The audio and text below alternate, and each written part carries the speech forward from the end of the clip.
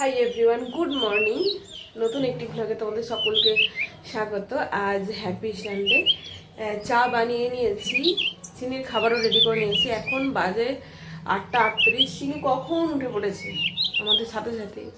যাই হোক, কিছু করার নেই। এবার চাটা খেয়ে নিয়ে একটু বাজারের দিকে যাব, কাঁচা সবজি বাজার করার আছে, একটু মাছও কিনবো। তো আজকে চিনির খুশির দিন, বলো। আজকে চিনির পাপা আছে বাড়িতে, তাই না? একটু হাই করে দাও সকলকে, একটু হেসে দাও। ওরে বাবালে, না। আজকে চিনুর বাড়িতে কে আছে? কে আছে বাড়িতে? পাপা। হ্যাঁ, ওরে বাবালে, তুমি কতটা খুশি হয়েছো? কতটা? একটু মুখ চাপা দিয়ে হেসে দাও তো। ওলে বাবালে, একটু প্যাপু করে দাও তো নাকটা। ওরে বাবালে, যেটা হামি দাও, সানডে স্পেশাল মর্নিং কিস, এটা হামি দাও। আজ সানডে, তাই আমরা ফুল ফ্যামিলি, চিনি, আমি, আমার হাজব্যান্ড একসাথে বেরিয়ে গিয়েছিলাম একটু বাজারের দিকে। এই যে বাজারে, মাছের বাজারে চলে এসেছি। এই বাজারটা একটু অপরিচ্ছন্ন, মানে খুব নোংরা, কিন্তু হ্যাঁ, এখানে জীবন্ত মাছ পাওয়া যায়। যদিও আজকে খুব একটা ভালো মাছ আমরা খুঁজে পাইনি, কারণ বেশিরভাগ ছিল মরা মাছ, আর ছিল বেশি ওজনের, মানে 700-1 কিলো। আমরা ওরকম ওজনের মাছ খাই না, আমরা 500 ওজনের মাছ খাই। আমাদের ডাক্তার সেরকমই বলেছেন।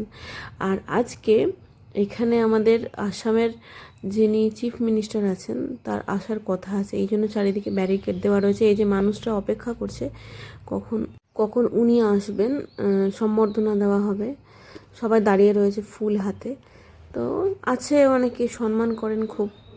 তো যাই হোক, এরপরে ওই বাজার ছেড়ে আর একটা বাজারে চলে আসলাম। ওখানে ভালো মাছ পাইনি, যেহেতু এখানে এসে অনেক কষ্টে মোটামুটি একটা ভালো মাছ পেলাম, তাও ওটা জীবন্ত ছিল না। তো যাই হোক, কি আর করা যাবে।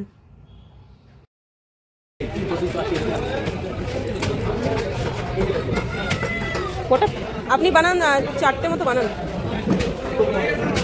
ঠিক আছে।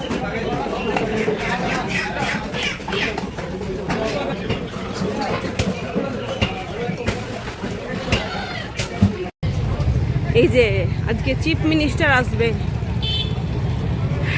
আসামের, তাই এত তোড়জোড়। মানুষ সবাই অপেক্ষায় রয়েছে কখন আসবে দেখবে বলে।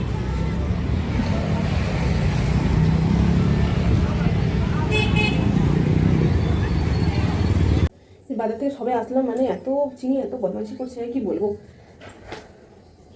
মাছ কিনে এনেছি, মাছগুলো এবার ভালো করে ধুয়ে নেবো। এই যেটা হলো মাশরুম, আজকে মাশরুম রান্না করবো।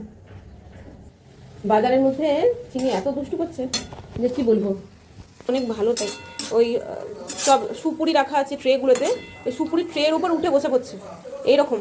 সবাই খুব ভালো বলছে যে ঠিক আছে, বাচ্চা তো, কিছু হবে না, অসুবিধা নেই, আমাদের অসুবিধা নেই, এরকমভাবে সহযোগিতা করছে। এখানকার মানুষ সত্যি খুবই হেল্পফুল। তারপরে ছুটে ছুটে চলে যাচ্ছে, আমার হাতে ব্যাগ আছে, আমি তাড়াতাড়ি যেতে পারছি না, তখন ওরা ধরে দিয়ে যাচ্ছে, সত্যি খুবই ভালো।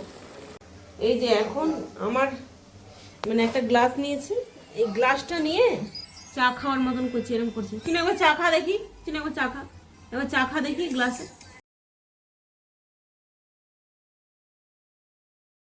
দুষ্টু, খুব দুষ্টু, খুব দুষ্টু হয়েছে, খুব দুষ্টু, খুব দুষ্টু।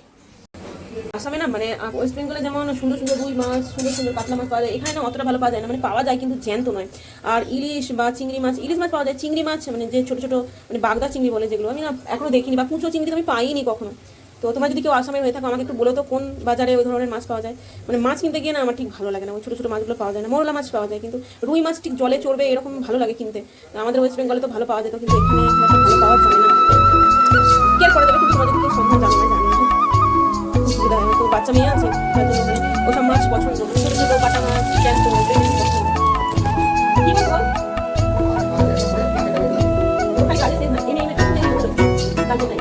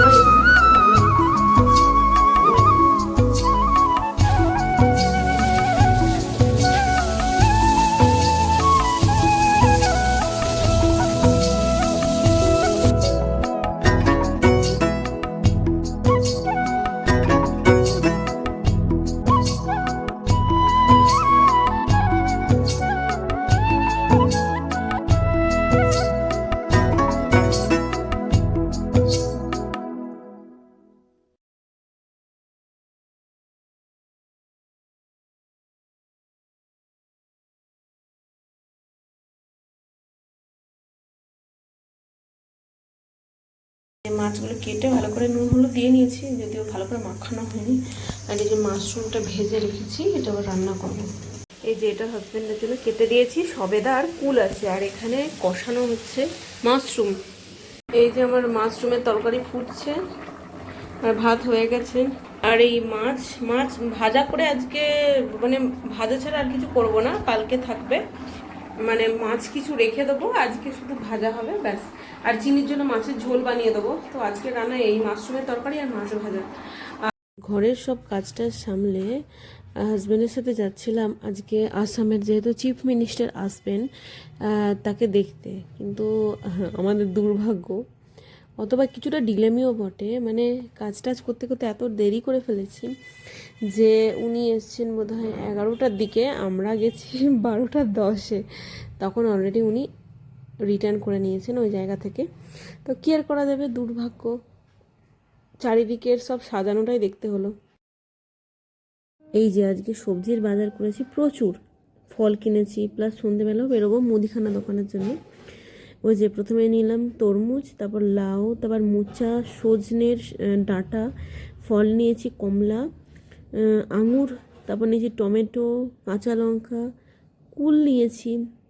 এই যে কুল, এটা হলো সবেদা, অনেকটা পাকা ছিল, মানে খাওয়া যাবে আজকেই এরকম সবেদা। আর এটা নিয়েছি বাঁধাকপি, আমাদের এদিকে বাঁধাকপির দাম।